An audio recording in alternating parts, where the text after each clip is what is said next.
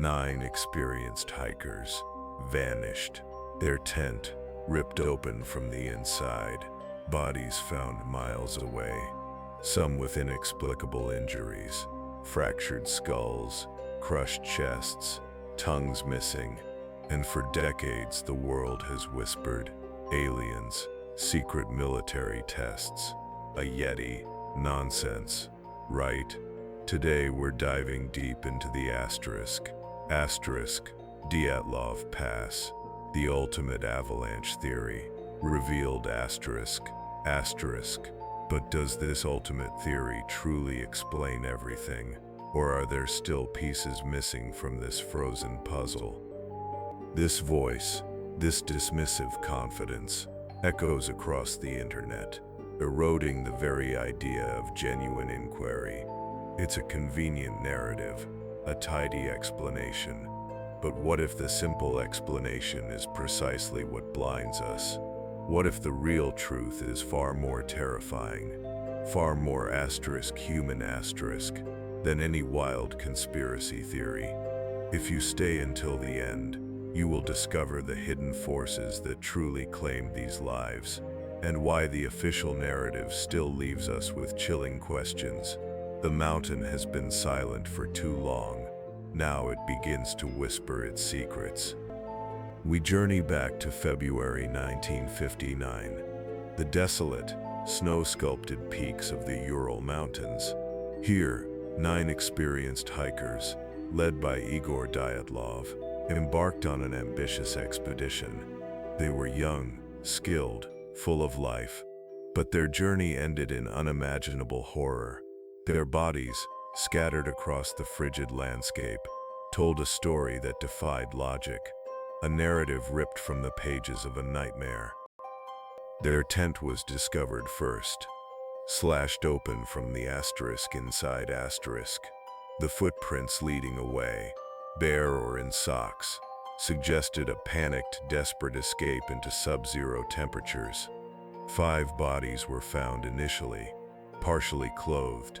Later, months later, the remaining 4 were discovered, buried under meters of snow in a ravine, some with catastrophic injuries, fractured skulls, crushed ribs, internal bleeding. One had her tongue missing. The initial Soviet investigation, swift and opaque, concluded simply, a compelling natural force. End of story. Case closed. Yet, that vague, unsettling phrase offered no true answers. It only deepened the chasm of doubt. It ignited a decades-long obsession. What compelling natural force, could inflict such terror? What could drive trained mountaineers to tear their way out of their shelter and face certain death in the brutal cold? The mountain kept its secrets, but the world demanded to know, what really happened at Dyatlov Pass. But before the horror, there was ambition. There was the sheer audacious thrill of the challenge. Our story begins not with death, but with life, with a group of 9 young, seasoned adventurers from the Ural Polytechnic Institute, bound by a shared passion for the unforgiving beauty of the Soviet wilderness. They were the cream of the crop, experienced skiers, expert navigators, each one hardened by previous expeditions, already possessing Grade 2 certification, a testament to their prowess. Their goal was formidable: achieve Grade 3, the highest sports classification in the USSR, awarded for conquering the most challenging routes, and for that, they set their sights on a specific peak, Mount Otorten, a name whispered with respect among mountaineers, a remote, unyielding summit in the northern Urals, known for its brutal blizzards and extreme cold. Otorten, meaning "don't go there" in the Mansi language, was a beacon for those seeking to push the limits of human endurance.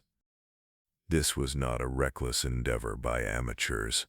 This was a meticulously planned, state-sanctioned expedition, every detail considered, every contingency debated, led by Igor Dyatlov, a 23-year-old engineering student with a quiet confidence and an iron will. The group was a mosaic of talent: Yuri Doroshenko, Zinaida Kolmogorova, Lyudmila Dubinina, Alexander Kolovetov, Rustem Slobodin, Georgy Krivonishenko, Nikolai Thibault-Brignolles, and Semyon Zolotaryov. 9 souls, united by courage. Their route, meticulously documented, plotted a course through treacherous terrain, culminating in the ascent of Autorten, an almost impossible journey, but one they believed themselves capable of completing. They were ready. The winter of 1959 awaited their legend, but even the most experienced cannot predict the mountain's true fury. The air in Sverdlovsk, January 25, 1959, vibrated with a cold, almost electric anticipation. 10 adventurers, not 9, assembled at the railway station. The 10th, Yuri Yudin, was a late addition, a friend of Dyatlov's. He would accompany them part of the way, a decision he would forever grapple with. They were a vivid splash of color against the monochromatic winter cityscape, their heavy wool coats and wooden skis, a testament to the journey ahead. The city, bustling with the everyday rhythm of Soviet life, offered a stark contrast to the desolate wilderness that awaited. The train, a behemoth of steel and steam, hissed its impatience. A final farewell, a wave, and then the rhythmic clatter of wheels on tracks began its hypnotic lull. 2 days they rode, deeper into the Urals, past frosted forests and endless, snow-draped plains. Each mile widened the gap between civilization and the raw, untamed land. Their destination, Ivdel, a small logging town, then a local train to Vizhai. Vizhai, the last outpost. Beyond it, only wilderness. From Vizhia the real trek began. A rented truck, an old Gaz 51, waited, its engine roaring defiance at the biting cold. It would carry them as far as possible along the frozen roads, until even the tracks disappeared into the unbroken white. The students, now 9, their laughter echoing in the frigid air, knew this was the threshold, the point of no return. What secrets did the silent taiga hold for them? The Gaz 51, a tired beast of metal and ice, clawed its way through the snow-choked tracks, carrying the 9 students deeper into the frozen heart of the northern Urals. But as the miles bled into the vast, silent taiga, a subtle shift occurred. Yuri Yudin, the 10th hiker, felt an unwelcome guest within his own body, a nagging pain in his leg, a chill that refused to dissipate, a persistent cough. His relief at joining his friends slowly curdled into unease. He knew this feeling. It was a familiar, unwelcome enemy, sciatica and the first tendrils of the flu. He tried to ignore it, pushed through the discomfort. But by January 28th, at a small mining settlement called Second Northern, the decision became undeniable. He couldn't continue. The thought was a bitter pill, to turn back, to abandon the adventure, to leave his friends at the very precipice of their grand expedition. Dyatlov, ever the leader, saw the struggle in Yudin's eyes. He insisted, for Yuri's health, for the safety of the group. A painful shared understanding passed between them, a quick emotional goodbye. The truck vanished, a ghost in the blizzard. Yudin, a lone sentinel, watched it fade. 9 now, not 10. He was safe, warm, but a chill, colder than the Siberian wind, began to creep into his soul. A whisper, a premonition. What if he had stayed? What horrors would he have faced? His absence, a twist of fate, would forever haunt him, a survivor's guilt, born in the heart of the wild. He walked away from a destiny he could never have imagined. Did he escape death, or merely postpone a different kind of torment? 9. They pressed on. The taiga, a dense emerald labyrinth, receded, replaced by a stark, treeless expanse. The mountain's cold embrace, This was their proving ground, their challenge, every step a testament to their resolve. Their faces, etched with determination, defied the brutal wind. They were explorers, conquerors, unaware they were marching towards an abyss, a point of no return. What drives such relentless ambition in the face of nature's raw power? Was it courage, or a fatal hubris, that pushed them deeper into the heart of the unknown? Their diaries became chronicles of resolve. January 29th. The weather is good, we are moving well. January 30th. Started climbing a small rise. The forest ends. The landscape opens up. Each entry, a testament to their spirit, meticulously recorded.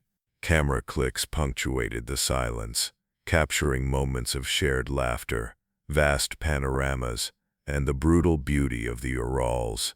They were a team, a single unit moving towards an unseen horizon. The conditions were severe, deep snow, relentless cold, but their will was stronger. They pushed on, driven by the summit. Every step was a victory, every mile a declaration. They knew the risks, they understood the mountain's power, but they were prepared, or so they believed. As February approached, the air grew thinner, the silence more profound. They were nearing their destination, Gora Otorten, the Mount of the Wind, and with each upward struggle, a new subtle pressure began to build. The mountain was watching, waiting. Then, the weather turned. A sudden, brutal shift. What began as a mere inconvenience quickly escalated into a blinding fury. Snow, fine as dust, whipped by winds that screamed through the passes, reducing visibility to mere meters.